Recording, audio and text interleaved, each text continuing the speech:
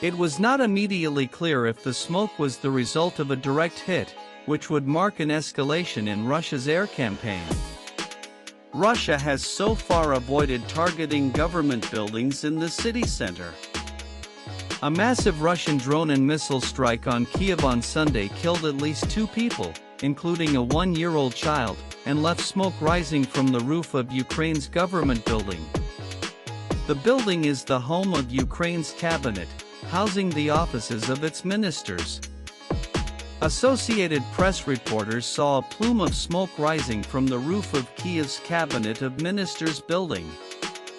However, it remains unclear if the smoke was the result of a direct hit, which would mark an escalation in Russia's air campaign. Russia has so far avoided targeting government buildings in the city center. Ukrainian officials said 11 others were injured in the attack.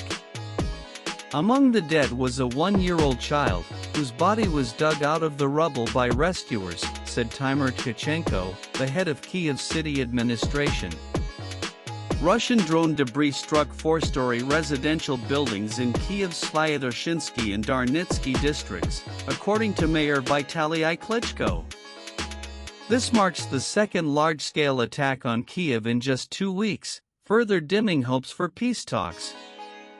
With AP inputs also read Zelensky meets European allies in Paris over security guarantees Russia issues warning. Also read Putin says he is ready to meet Zelensky if he comes to Moscow, but the real question